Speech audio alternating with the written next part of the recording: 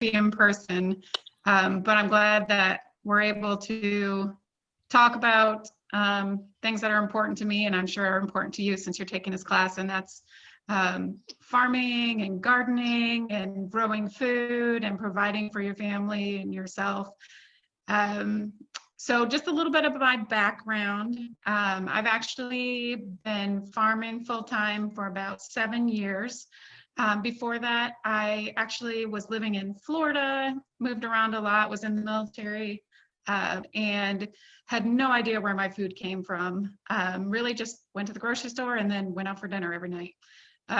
So I actually started learning about food and how important food security and food is for our personal health after my husband was diagnosed with colon cancer at age 34 or 35. So that was a big wake-up call for us. At that point, we started reading all we could, started learning about nutrition, the power of food, and how we can deal with diseases and really promote a long life and healthy families.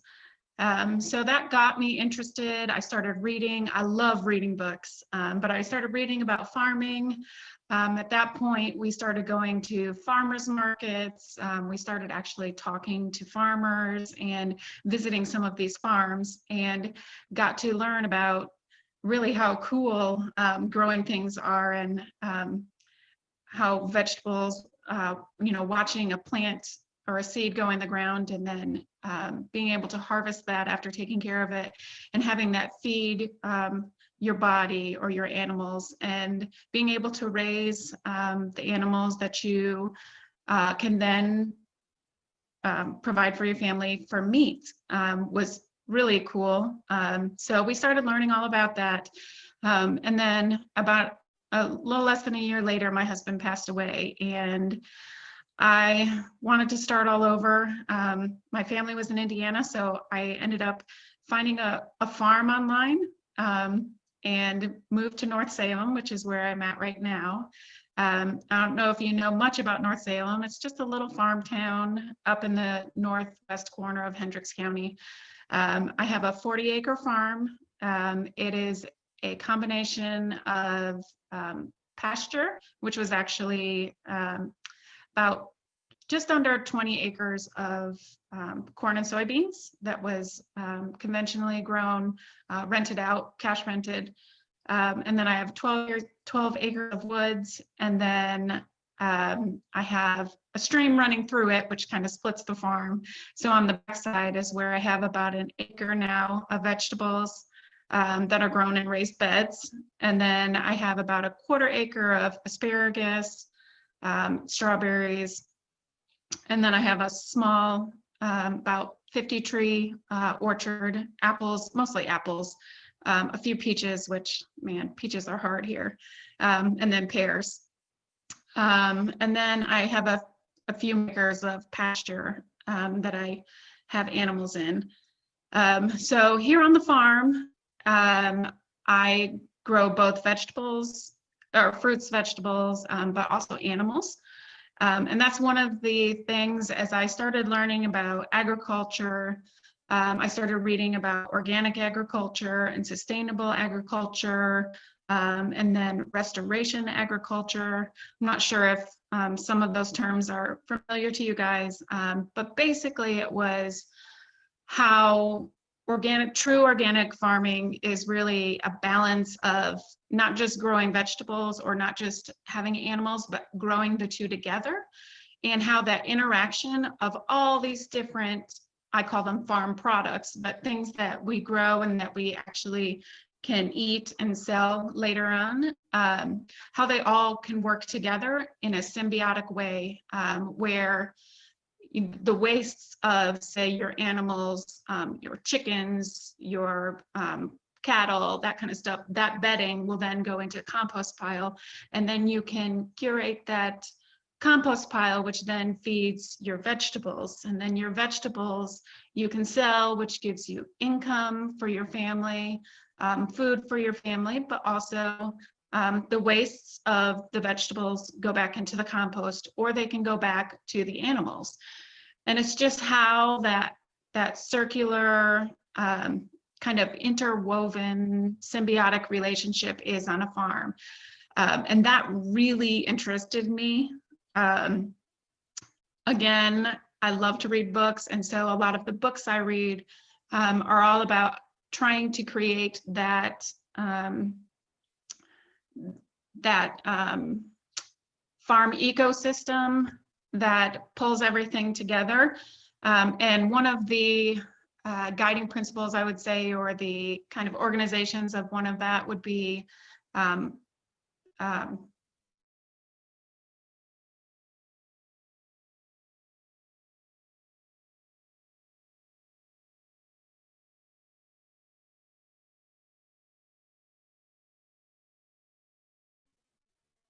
crap. Anybody there?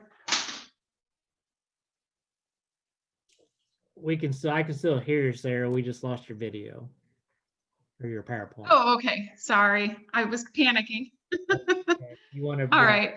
Is permaculture, and permaculture really, can you hear me now? Yeah, you're kind of element. So turn off your video, your face video, do stop video. And that might help with the bandwidth. Yep. And then if you want to share your screen again on your PowerPoint, to back to where you were at, you must have had a connection loss there for just a second, and then it kicked you off. Yeah. Okay, give it a second. Okay. Well, if I have a problem, I can always. There it is. So yeah, if you want to go back to your I presentation, can always call in. Oh yeah, we can hear you okay right now. Yeah. So. Okay. Perfect. You want to get your screen? So one of the. There you go. Okay. You can still hear me right now? Yeah, right now I can hear you, and we're seeing the organic agriculture slide on your presentation. Okay, wonderful. So again, I was talking about permaculture, and that's kind of like a subtype of organic agriculture, which really looks at stacking functions and how things work together and trying to create those more complex systems. So that's kind of the basis of how I have been building my farm over the last 7 years. I actually sell almost exclusively through farmers markets. Right now, I only do Carmel Farmers Market, just because it's a lot of work to do a lot of different markets. At one time, I was doing 5 markets at one time, and it's crazy to try and do that. But now I do that, and then I do some wholesale as well for a couple customers. But my main products are vegetables.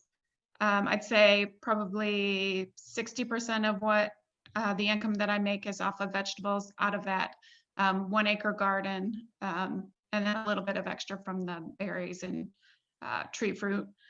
And then I also raise animals. I raise sheep, cattle for beef. I don't do goats, and I don't do pigs. Haven't really ever meshed with them well, so I'm plenty busy without them.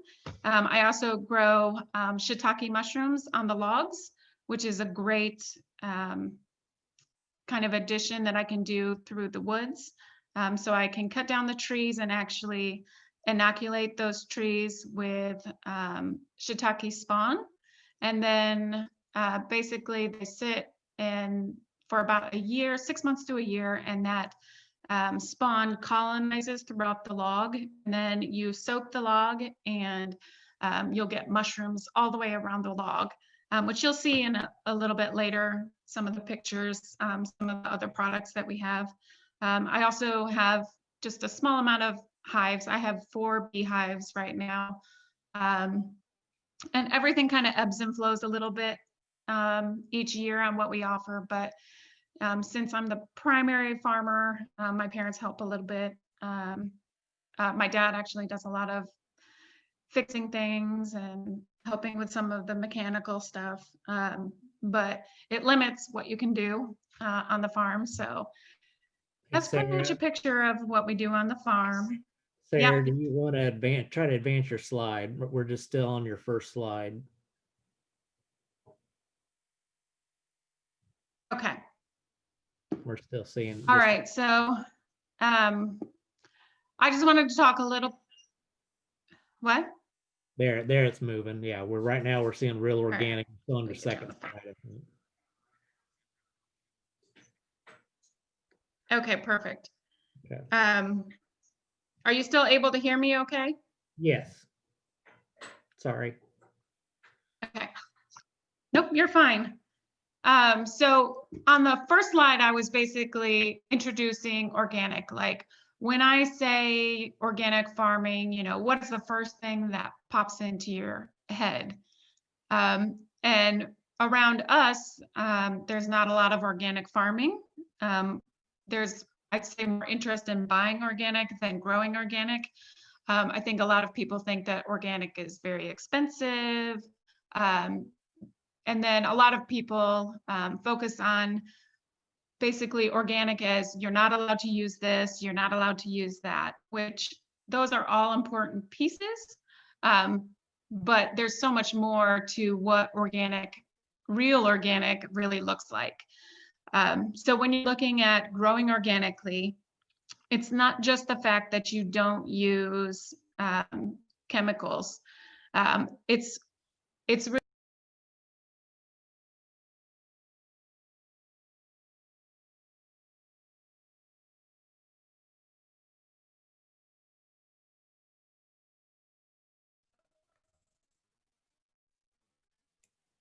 Okay, Sarah, if you did I could, lose you there we go. again? You're fine now. You just, there must have been a disconnect again. Yeah, so you'll need to share your screen again.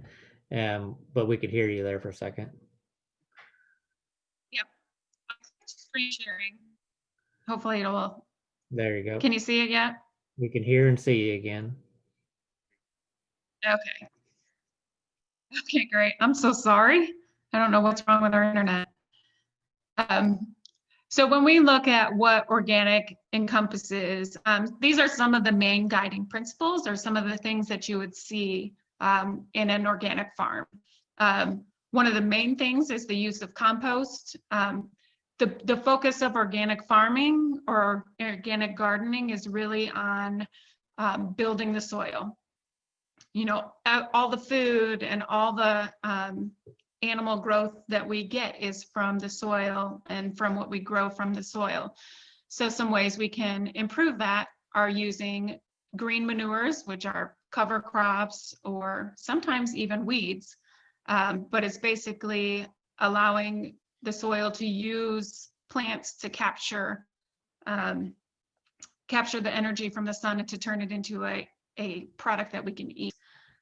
Another one is animal manures. Not everybody uses that, and that's fine in your compost. There are benefits, I think, to bringing animal manures in. It just helps cycle some of the products and keeps what you're producing on the farm, and it keeps basically those nutrients where they're needed. Crop rotation is very important because you don't have an arsenal of chemicals that you can use in case of disease or insect pressure. Crop rotation helps to protect from getting overrun by moving your vegetables year by year.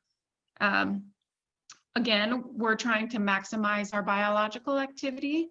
So we are trying to feed all those tiny, tiny little microorganisms that make up, you know, the soil and the humus layer. And they're really the ones that are responsible for helping our plants to uptake nutrients, to help keep some of our other pests and diseases under control.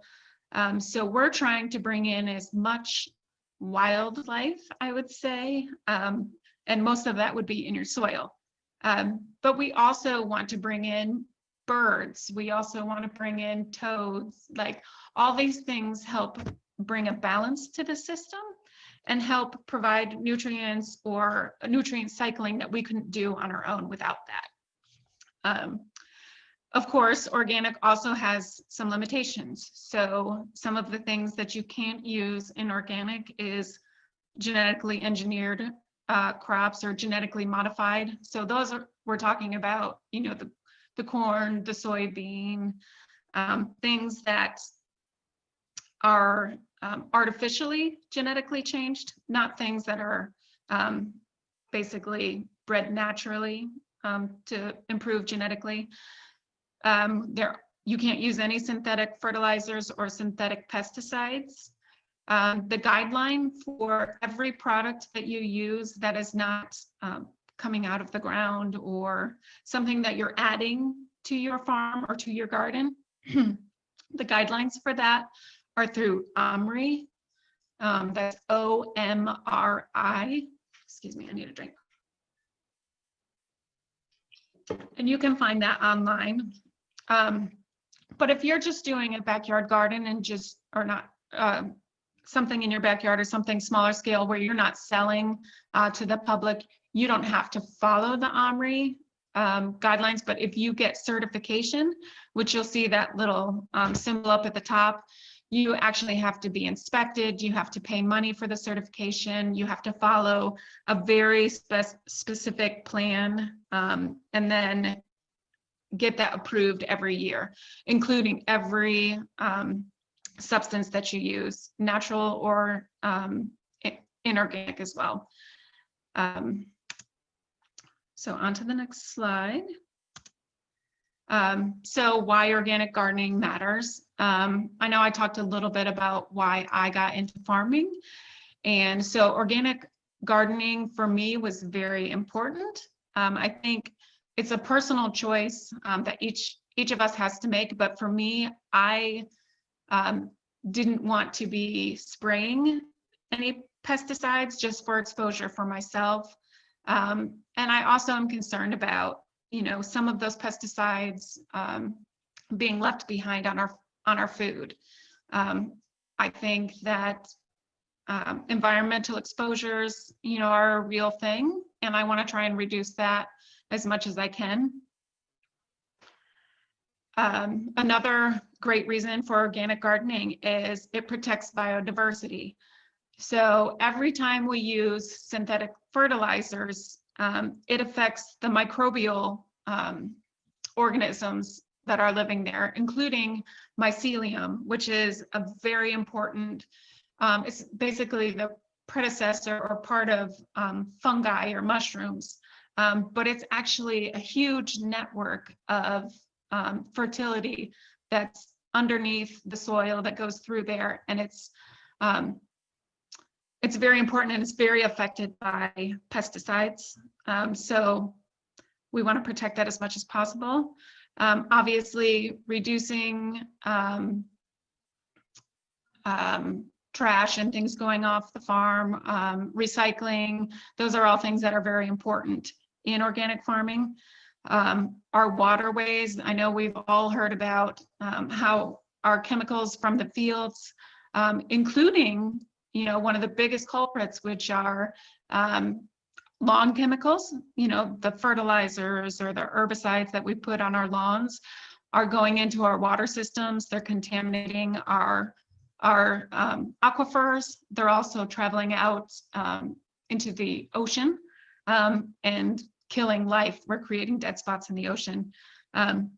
So anything that we can do to help reduce that is something that's important. And then also, we want healthy food that we can feed our families. So just a few things that I thought that were important to organic gardening. Here are some pictures of just some of the vegetables and honey that we grow on the farm. First one is increased soil fertility. So this picture right here is actually from off my tractor, is me looking back at the house. And the crop on the left has not been mowed. It's buckwheat.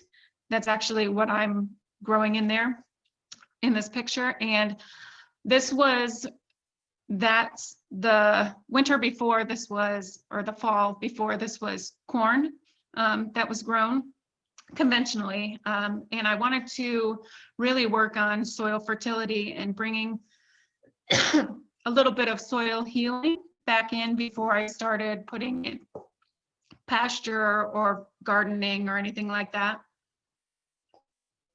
And buckwheat is one of the best cover crops that you can put in, especially if you're worried about reducing weed pressure, because buckwheat germinates so quickly. It helps kind of put that cover on and finishes its life cycle in, I think, 35 days, which is faster than almost all the weeds will set seed. So by the time you mow that, the weeds haven't had a chance to really grab hold. So that's a great way to reduce, especially your annual weed seed, like your seed bank, all those weed seeds that are just waiting to pop up out of your garden. And you can use it on a large scale, but you can use it just in a small area after you pull a harvest. Just throw some buckwheat seed down. Just know if you leave it after it flowers, it will go to seed, and then that seed will continue to grow and germinate. So if you don't want that continually growing after you do vegetables, just cut it down beforehand.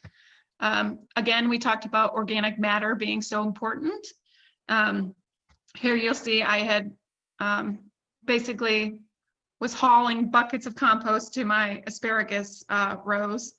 And then we're just looking at increasing organic matter really helps improve that soil structure. I don't know what kind of soil all of you guys have, but we have pretty heavy clay here. And so drainage is always an issue.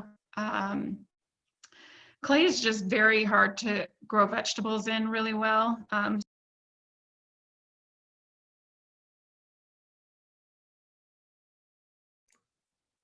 Yeah, Sherry, we lost you there again. If you can hear us, lost your screen. Or not Sherry, but Sarah.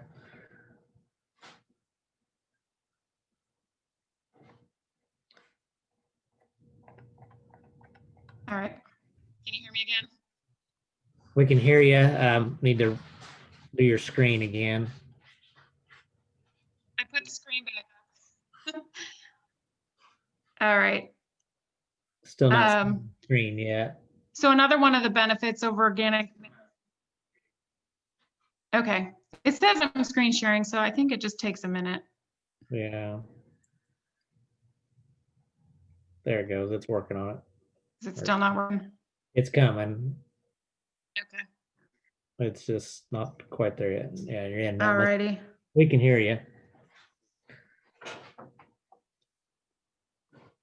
Okay, I'll just keep talking then. That's fine. So another benefit of organic matter is, yeah, the more organic matter you have in your soil, the more it holds on to those nutrients that your plants need and releases them over a longer period of time. So it holds on to your natural fertilizer and then gives it to the plant as it's needed, using those microbes and earthworms and fungi networks. And I'm stuck on here. Let me see. All right, so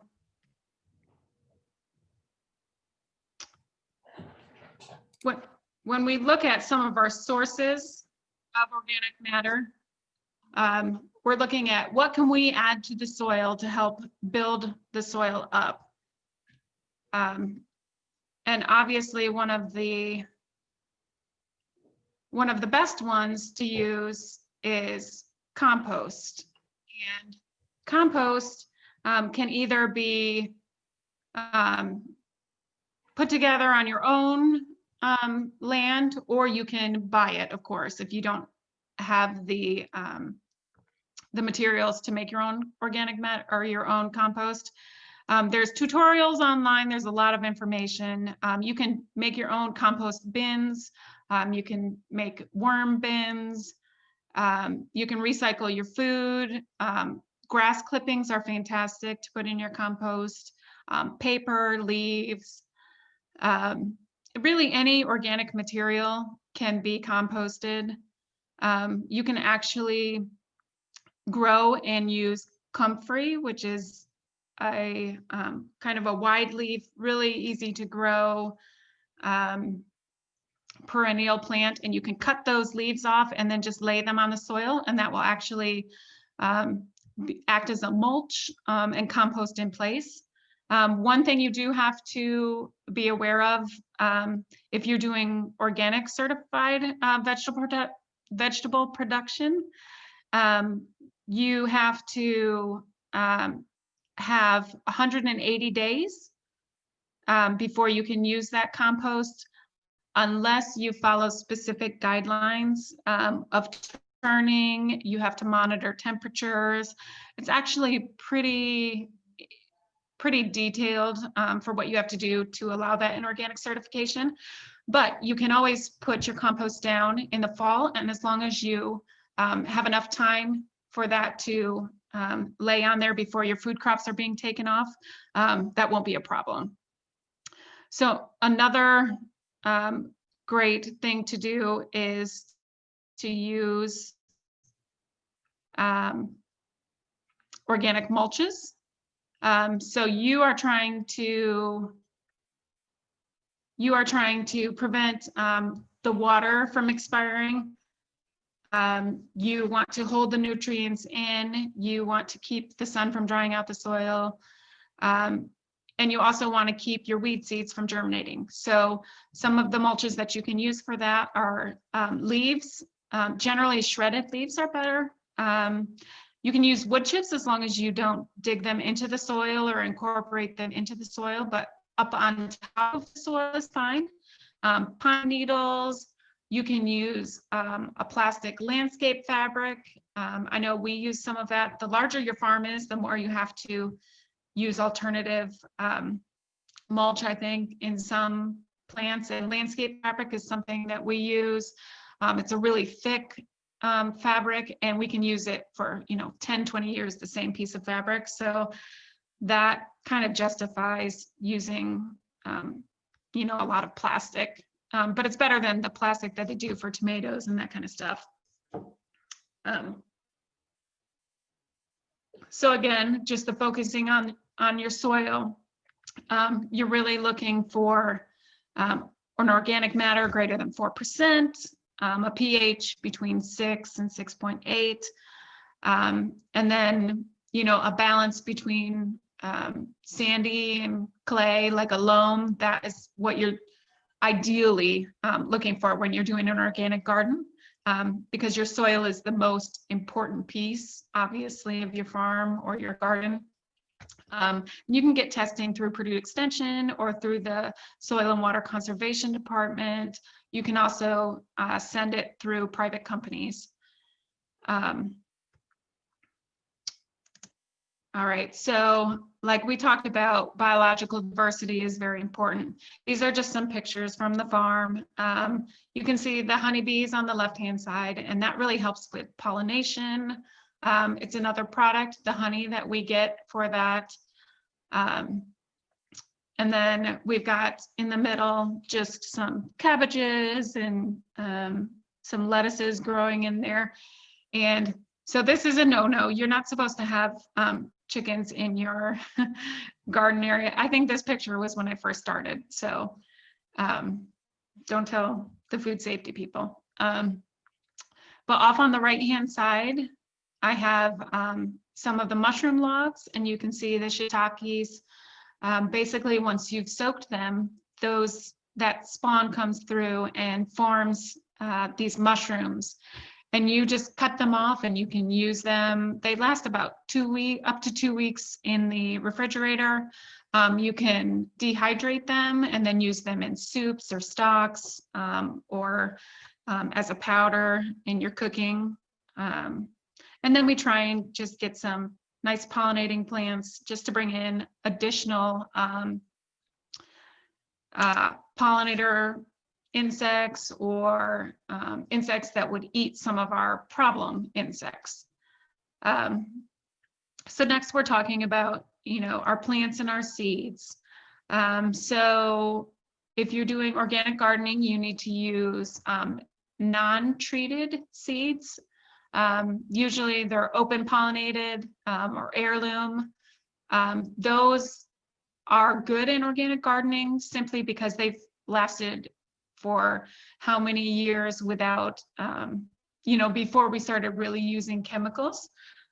So they're reliable, they're pretty hardy. They're not always the best plants if you're looking for large scale farming, but they're great in the backyard because they have better flavor, tend to have better flavor. And you can give them a little bit more care in your backyard. You can use hybrid plants or hybrid seeds, but they cannot be from treated plants. And they have to be from a certified organic seed provider. So some of those would be like Johnny's Select Seeds or High Mowing Seeds, some of those. Again, when we're looking at where we can plant with organic gardening, the more you can control your soil, especially in your backyard or a smaller garden, the easier time that you're going to have. So if you use raised beds or containers, those are great in just kind of taking away some of the additional, like there's less weed pressure generally. You can put more organic matter in a smaller space and contain that in there. So I always encourage people to use raised beds or containers as much as you can and is feasible. You obviously want to grow in a nice sunny spot that helps with disease pressure. And then you want to make sure that you have access to water. I put on here the Purdue planting calendar, which is like one of the most important things that I use. Basically, it's giving the dates that you can plant in the spring and in the fall so that you can start seeds. So when you're doing a larger scale plantings or plant growing, it's most cost effective to start your own seeds because you do have to buy certified organic seedlings if you do that, which you cannot get from most anywhere. So I think now Bonnie Plants has a few organic plants, but they're pretty expensive. So when you have to buy a lot, you learn to grow a lot yourself. So this is just my typical February, March inside my house, covered with plants everywhere. Again, you can use fertilizers, but they have to be approved through OMRI. So OMRI has to basically say that, yes, this is a natural source of fertilization, and it meets the specification.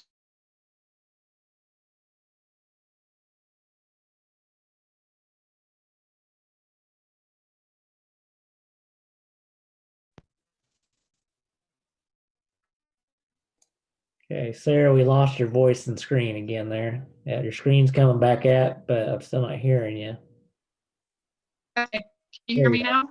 You're back again, yep. Okay. Yeah, so we're talking about fertilizer. Just make sure you have that OMRI certification and be careful. Some of the cheaper products that say organic soils or whatever, if you are doing organic certified, they can say that without having OMRI certification. So you'll always have to check with your certifier whether or not you're allowed to use that. But again, if you're doing a smaller garden or in your backyard, you have a little more flexibility and not having to document all of that information. And I'm stuck, but let me get to the next one.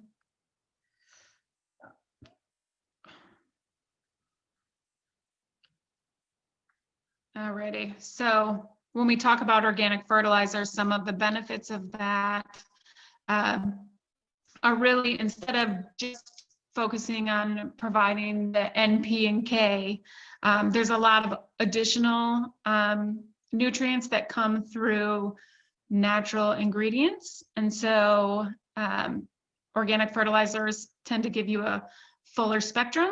They're not as strong as conventional fertilizers, but they work more naturally and the plants are able to use them a little bit more and definitely promote healthier plants.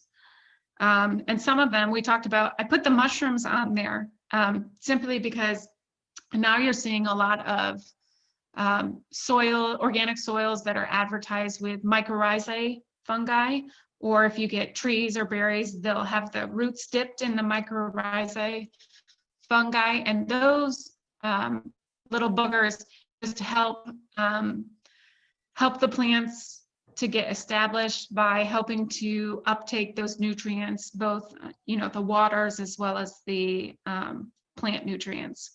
So those are good.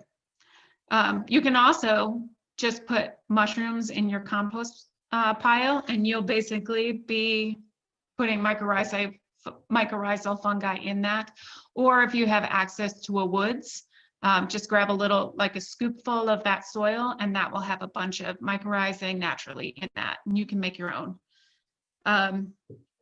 So organic agriculture has a lot of challenges as well. The main ones are weeding, I would say, and then pest pressure. And so some of the things that we can use to help reduce that, or I would say reduce the amount of labor that it takes to obviously hand weed all of that. It's just not possible on a large scale. So we use things like straw, or at the bottom right-hand corner, you'll see insect netting. And that's just, it's much like the tool that you use for brides for their little veils. It's very similar to that, but it's very, very fine mesh that goes over top of there. And it basically keeps out things like flea beetles, the cabbage worms, that kind of stuff. Those are the main ones that we're looking at, keeping that out. If you look off to the left-hand side, if you try and grow fruit in an orchard organically, it is so hard. There are just so many diseases and pests that get in, where if you're not spraying on a constant schedule, you won't have good fruit. And so we have tried a bunch of different things, some more successfully than others, but you'll see on here little plastic lunch baggies that we put once the blooms have been fertilized or pollinated, and they start the little apple, little droplet things. We actually put a bag around them. You'll see in like China, they actually use nylons, but things like that. And you put it around and zip it up so it's nice and tight, and that keeps the apples safe from all those those pest pressures, and you'll see the apples are growing inside there. But that is super labor intensive. It's not great for large scale, but it's kind of some of the things that we've tried along the way. Right now, we just really try and promote as much natural kind of pests that will take care of some of the ones that we don't like. So we encourage that. Again, the biodiversity helps to reduce some of those pest pressures. Mulching actually helps deal with some of that. These are just some of, the eggs that are everywhere for our insect pressures. These you can just, some of these things, it's just a matter of like manually taking these things off. Like if you're looking at, in the beginning of the season, tomato hornworms, we pick those off by hand.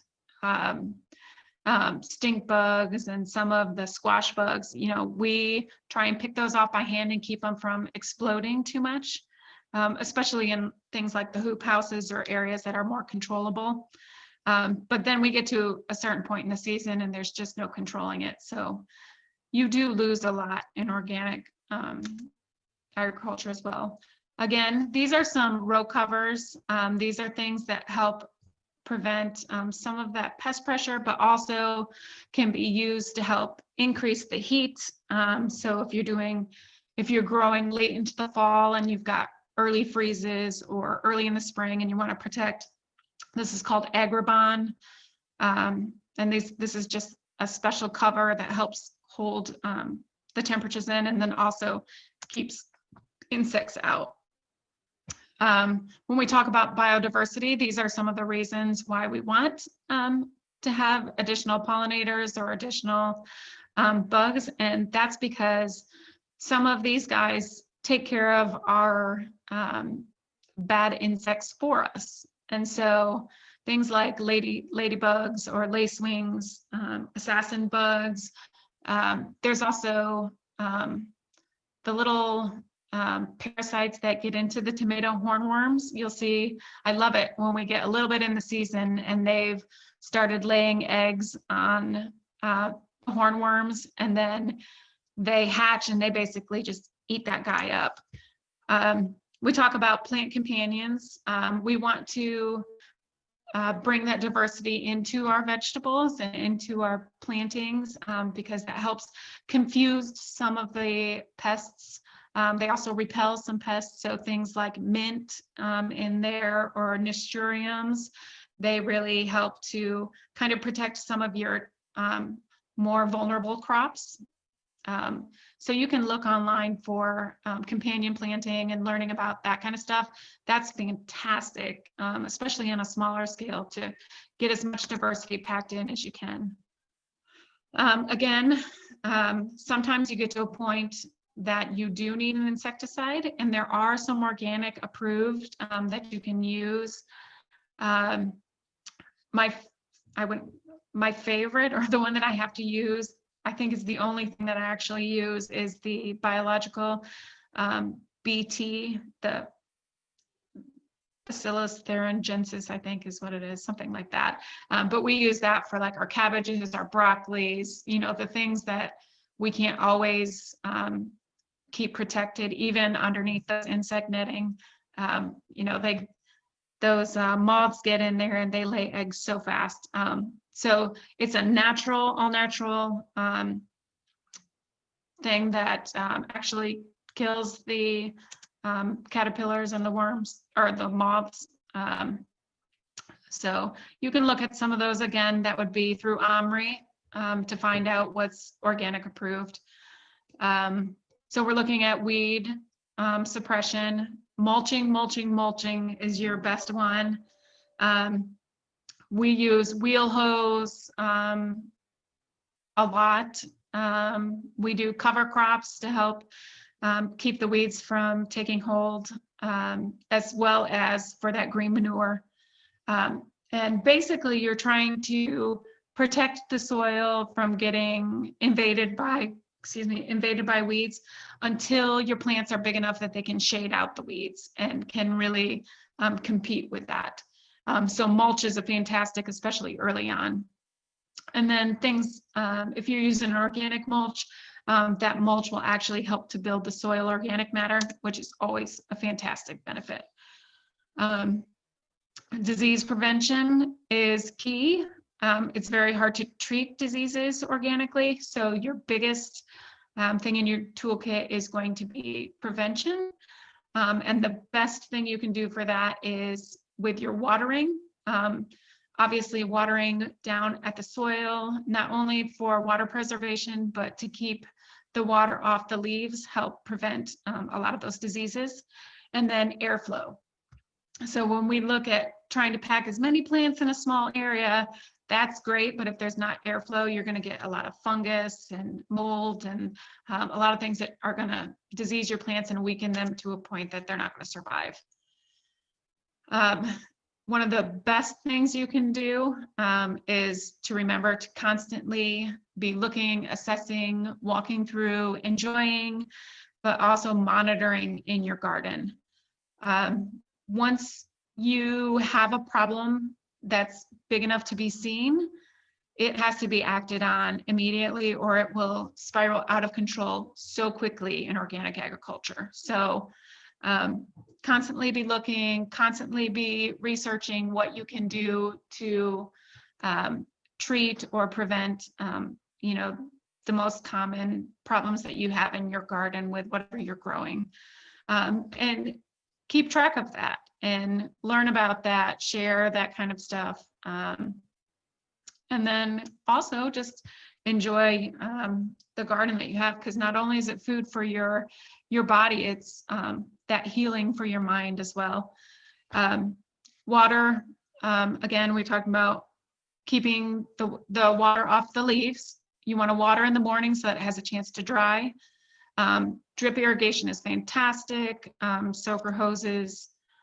And then you're talking about disease prevention again at the end of the season is just as important as during the year. You're going to want to get as much of the diseased or dead material off. And if it's not very diseased or it doesn't have a lot of insects, go ahead and put that in your compost pile and use that for organic matter later on. But if it is diseased, you're going to want to get rid of that in a different location or sometimes burn it. But if you don't take that off, you're going to find that a lot of that stuff overwinters and you'll have problems the next year. This time of year is really big in planting garlic, daffodils, all those things, the allium family, all those things that pests really don't like. So if you're planting berries or bigger crops, plant those other garlic and onions, those things to help kind of prevent pest predation during the winter. And then they grow all through the winter and then through the spring. I know buckwheat is garlic is one of my favorite crops. And then if you have the space and enough time, put cover crops in that will just give you a head start for building organic matter in the summer. So again, the 5 steps that we talked about, building that soil, using organic fertilizer if you need it, compost is fantastic. And then just spend time in your garden, watch what's going on, and then learn about what you can do. That is the end of what I have. So I'm not sure if anybody has any questions or if there's anything else I can tell you. I appreciate your patience with all the computer problems. Not sure why our internet's having so much trouble. But feel free to contact me anytime. Blue Yonder Organic Farm is the name of my farm. And Jeff knows how to get a hold of me at any point. So if anybody has a question for Sarah, I know she's got about 5 minutes here before she's got to get off, but if anybody has any questions, just unmute yourself and if you have a few things that you would like to ask her. Sarah, what does OMRI stand for? OMRI. I know, and as I was talking about that, I was like, oh, I should say what that is, and I couldn't remember. So let me Google it real quick. Yeah, while you're doing that, Sarah, a couple people said they'd love to have a field trip to your house, and that they appreciate the presentation, and they said they appreciate it. It looks neat. Somebody just asked again what your name of your farm. It's Blue Yonder, correct, Sarah? Yep, Blue Yonder Organic Farm. And Sarah, and it's in North Salem. I'm on Facebook and have a website. So OMRI stands for Organic Materials Review Institute. And you can just Google that. It's omri.org. So O as in Oscar, M as in Mike, R as in Romeo, I as in India, OMRI. And Livia, I see that you said it's all very overwhelming. Starting small is definitely the way to do it. Yeah, it's definitely overwhelming. And the more complexity you put in your system, obviously, the longer it takes to really get a hold of it and the more time you have to put into it. So I don't think that you should only start with one thing, because I think diversity is fantastic, but diversity adds to complexity. So keep it small when you try different things. I'd love to be. And I'm hoping with COVID that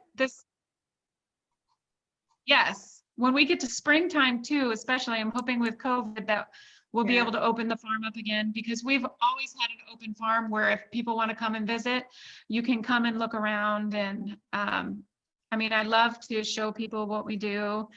I will say, like, the pictures are always really beautiful. It doesn't always look that beautiful on the farm, but it's always a great to have people visit. And I love Hendricks County Farmers Market. It's just hard for me to go during the week because I work during the weeks at night. So that's, Susie, that's why I don't go to you guys, and I feel bad. But Is there a permaculture group in Hendricks County at all, or are you just trying to read and do this all on your own? so I'm more of a reader. I do try and do things on my own. I don't know why. I'm just not great with tons of people, but I know down in southern Indiana, there's some big permaculture groups down by the college down there. I can't remember what that town is. But there are definitely some permaculture groups down there. There's online permaculture groups for Indiana on Facebook. So you can just Google that. And maybe I can get Jeff some of those group names if you're interested in that. And I will say, so permaculture, like, find an easy book, because some of the. We lost you again. She'll probably come back. Give her a sec, yeah. Okay. You there, Sarah? I think she was having some internet connections as we went along this evening. You might try to come back. While we're trying to wait on Sarah, I know she's got to get off at 6 o'clock because she's on call with whatever job, her second job that she does. But while we're waiting on Sarah to come back, if she's able to, yeah, there is a lot of permaculture options that you could look into. Just, Google a lot of stuff. If you're interested, we have our small farm conference that's actually in Hendricks County at the fairgrounds in March. There's a lot of individuals that come to that conference that are into permaculture, and there will be some breakout sessions. This year we're doing it virtually, so there will be a option for you just to pay the $25 and you can watch the whole conference this year. So And is there, sorry, go ahead.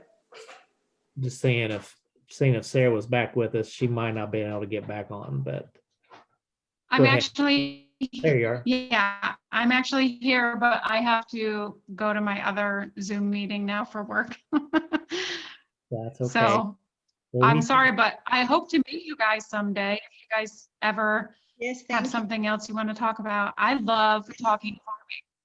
So Okay. Well, thank you very much, you Sarah. so We much. appreciate Thank your you. time.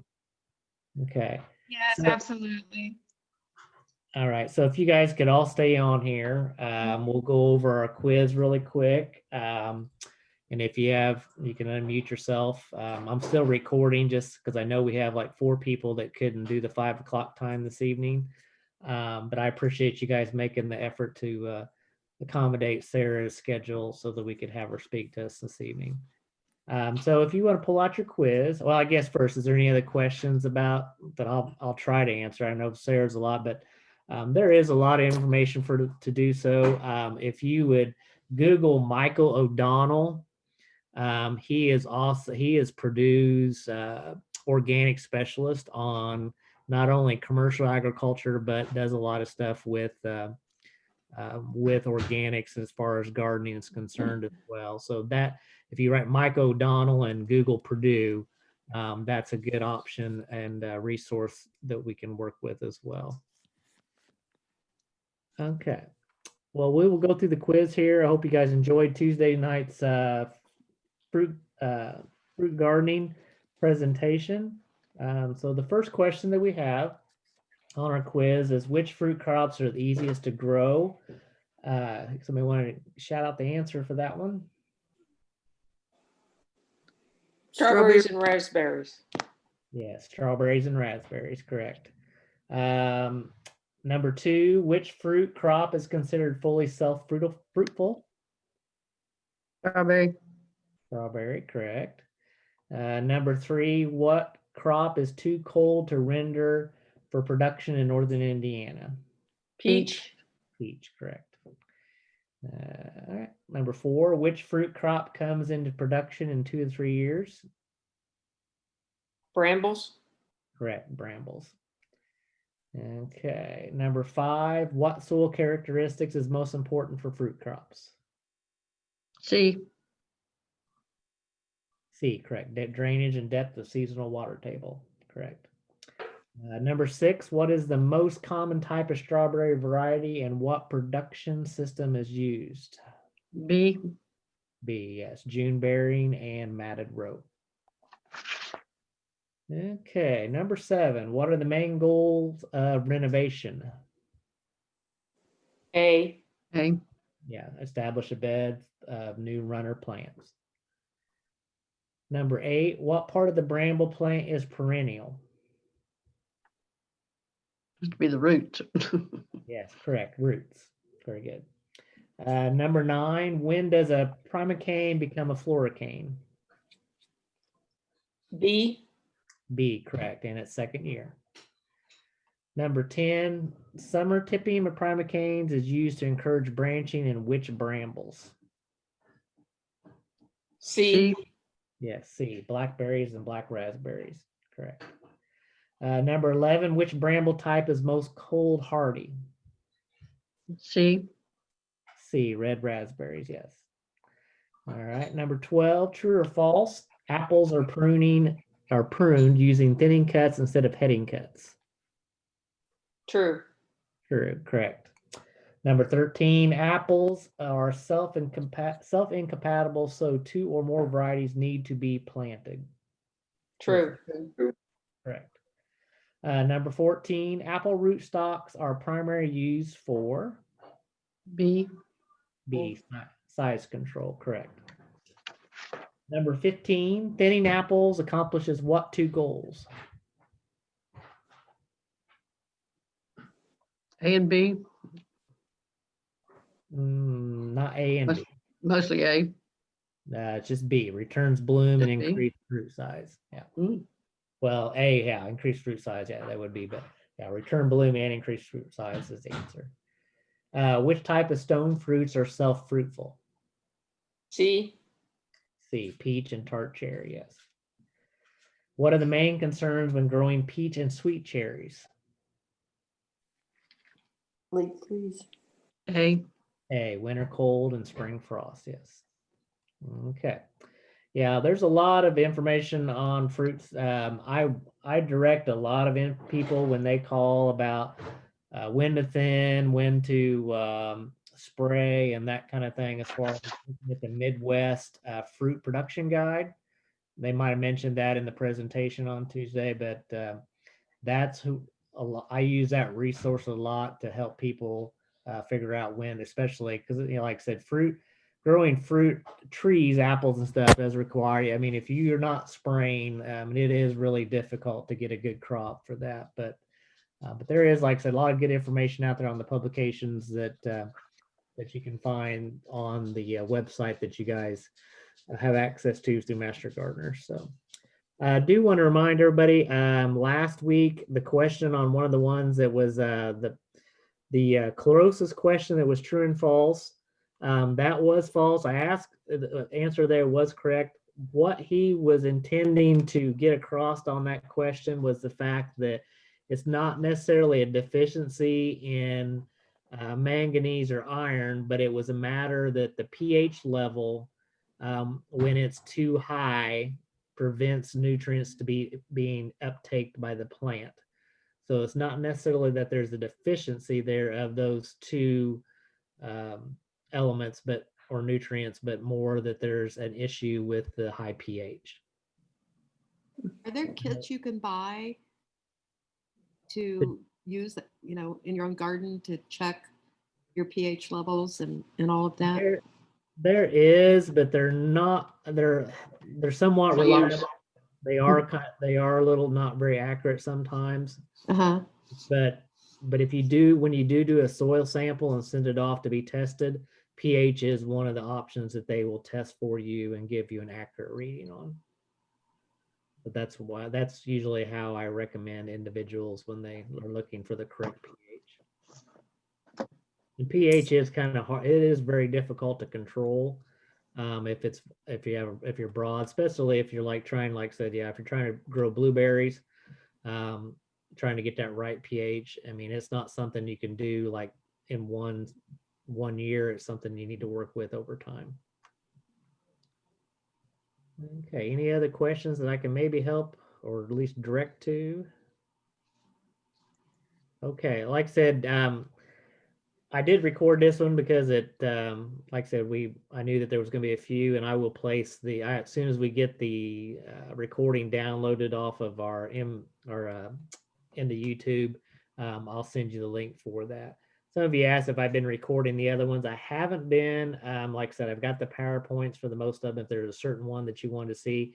Last week's I did, while we were having the class this evening, I did just post that PowerPoint with all the instructions about how to utilize MG Manager and do registration. I did put that on your Basecamp folder that you guys have access to for the local connection. So check that out. And if you're still having trouble getting into Basecamp, please let me know or email me and I'll help you get through that. All right. Well, thank you guys for your attention this evening. Hope you enjoyed Thank you so much. that. I know usually when I usually do the Master Garden program, organics isn't really an option for us to fit into the curriculum, but we always have interest in that. So it just kind of gives you a general idea of kind of what it takes to do organics and kind of the struggles with that. But at the same time, a lot of the information she provided as far as just vegetable gardening, or a lot of the same tips with traditional gardening. So our last class on vegetable gardening, Rosie Lerner, that taught the first class on plant science, she will be the teacher for that, and that's her forte. And she will go over a lot more of those concepts that Sarah was sharing when she had. I appreciate tonight's. I'm very interested in organic gardening. So this has been one of the best ones for me. Okay, great. Well, like I said, it is something there's a lot of rules to it, especially if you're going to end up selling it and trying to utilize it and label it as organic. But like I said, the way Sarah talked about, just start small and work your way through that. But anyway, I will try to get with Michael O'Donnell though and try to see if he has some options of directions that you can at least go to find some resources to find things that could get you started. So Yeah, some kind of simple thing for a home gardener would be great. Mm-hmm. Not too complicated. yeah, Yes, for home gardening. yeah, I know when I was in Yes, for Switzerland gardening. like 20 years ago, a lot of people were into that down there, and they were asking for resources. And the book for Indiana standards on organic gardening is like 500 pages. So Wow. regulations. So, but like I'll see if I can get something simple and direct for you. So. All right. Well, guys, enjoy the weekend, and we will see you next week. Bye. Bye. Thank you. Bye. Thank you. Mhm.